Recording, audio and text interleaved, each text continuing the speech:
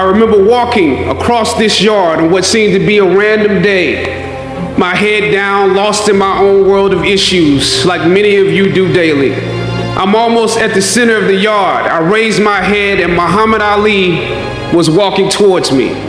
Time seemed to slow down as his eyes locked on mine and opened wide. He's raised his fist into a quintessential guard.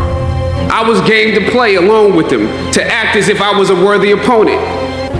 What an honor to be challenged by the GOAT, the greatest of all time, for a brief moment. His face was as serious as if I were Frazier in the Thriller in Manila. His movements were flashes of a past greater than I can imagine. His security let the joke play along for a second before they ushered him away, and I walked away floating like a butterfly. I walked away amused at him, amused at myself, amused at life for this moment that almost no one would ever believe. I walked away light, ready to take on the world. That is the magic of this place. Almost anything can happen here. Throughout ancient times, institutions of learning have been built on top of hills to convey that great struggle is required to achieve degrees of enlightenment. Each of you had your own unique difficulties with the hill. For some of you, the challenge was actually academics. And I want to say something to that. You know, sometimes your grades don't give a real indication of what your greatness might be. For others, it was financial. You and your family struggled to make ends meet.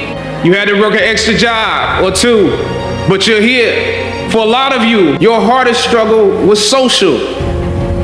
Some of you never fit in. You were never as cool and as popular as you wanted to be, and it bothers you. So your social struggles here became psychological. Even though you made it up the hill, you carried the baggage of rejection with you, but you're here. Or some of you went through something traumatic. You made it to the top of the hill, but not without scars and bruises. Some of you fit in too much. You waited until the last minute to do your best work, and it's a wonder that you made it up the hill at all, because you carry the baggage of too much acceptance. Most of you graduating here today struggled against one or more of the impediments or obstacles I mentioned in order to reach this hilltop. When completing a long climb, one first experiences dizziness, disorientation, and shortness of breath due to the high altitude. But once you become accustomed to the climb, your mind opens up to the tranquility of the triumph. Most of you need some realizations, because right now you have some big decisions to make.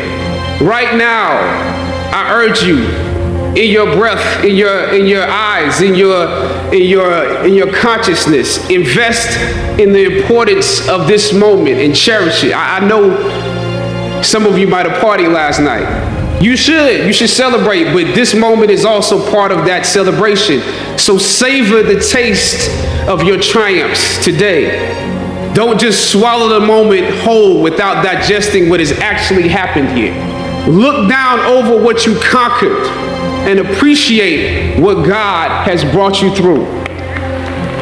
I was on a roll when I entered the system of entertainment, theater, television, and film.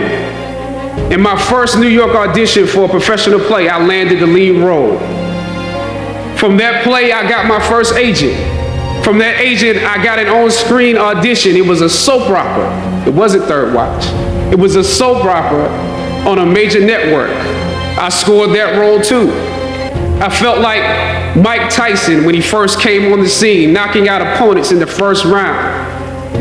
With this soap opera gig, I was already promised to make six figures, more money than I had ever seen. I was feeling myself. But once I got the first script, and with soap operas, you very often get the script the night before and you shoot the whole episode in one day with little to no time to prepare. Once I saw the role I was playing, I found myself conflicted. The role wasn't necessarily stereotypical.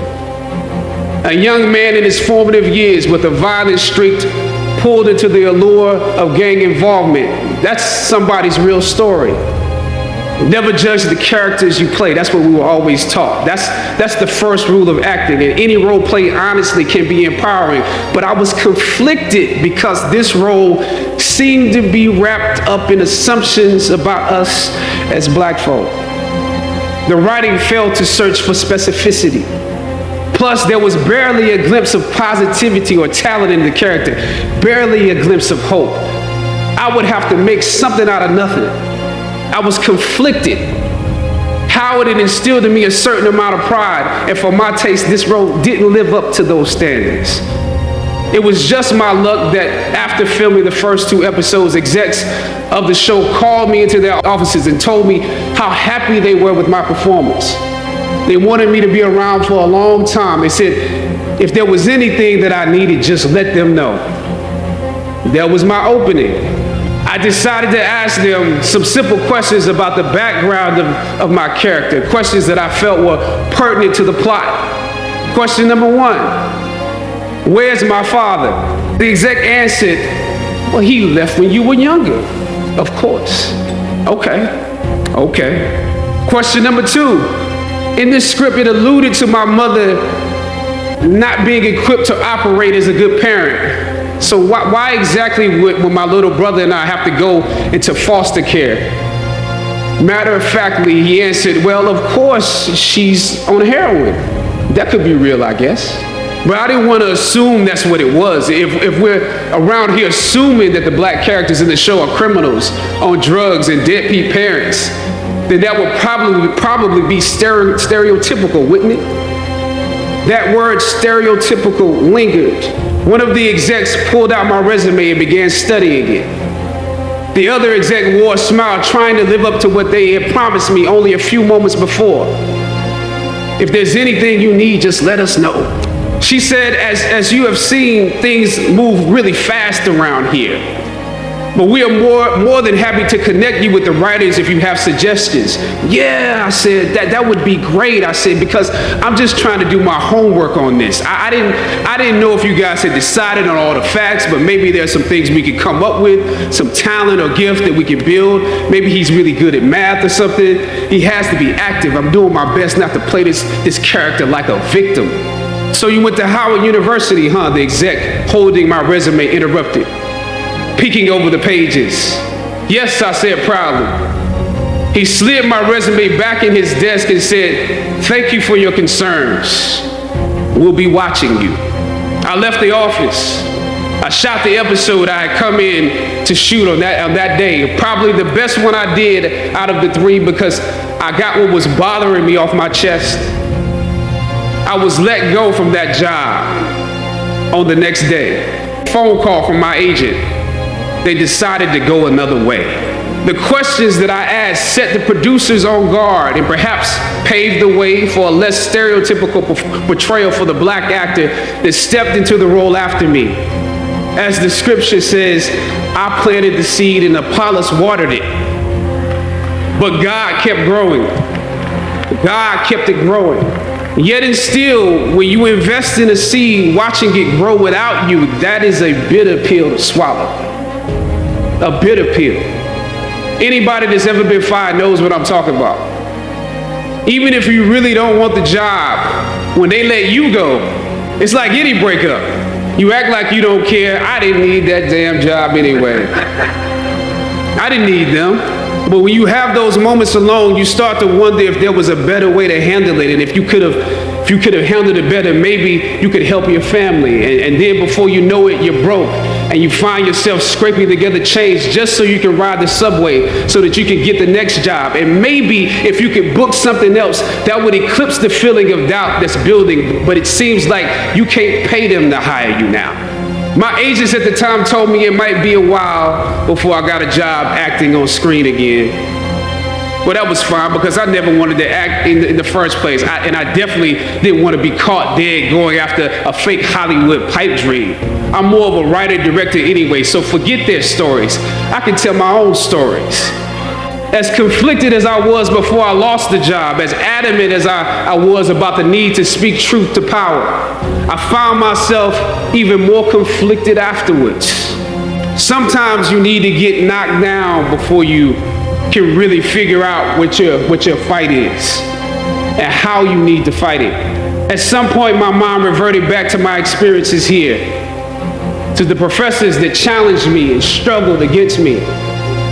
Finally, I thought of Ali in the middle of the yard, in his elder years, drawing from his victories and his losses. At that moment, I realized something new about the greatness of Ali and how he carried his crown. I realized that he was transferring something to me on that day.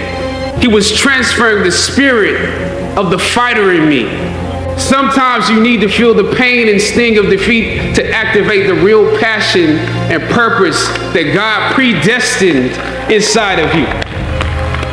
God says in Jeremiah, I know the plans I have for you, plans to prosper you and not to harm you, plans to give you hope and a future. Hear me well on this day. When you have reached the hilltop and you are deciding on next jobs, next steps, careers, further education, you would rather find purpose than a job or career. Purpose crosses disciplines. Purpose is an essential element of you. It is the reason you are on the planet at this particular time in history. Your very existence is wrapped up in the things you are here to fulfill. Whatever you choose for a career path, remember the struggles along the way are only meant to shape you for your purpose. When I dare to challenge the system that would relegate us to victims and stereotypes with no clear historical backgrounds, no hopes or talents, when I questioned that method of portrayal, a different path opened up for me, the path to my destiny. When God has something for you, it doesn't matter who stands against it. God will move someone that's holding you back away from a door and put someone there who will open it for you. If it's meant for you, I don't know what your future is, but if you're willing to take the harder way, more complicated one, the one with more failures at first than successes, the one that has ultimately proven to have more meaning, more victory, more glory, then you will not regret it. Now, this is your time. The light of new realization shines on you today. Howard's legacy is not wrapped up in the money that you will make, but the challenges that you choose to confront. As you commit to your past, press on with pride and press on with purpose. God bless you. I love you, Howard. Howard forever.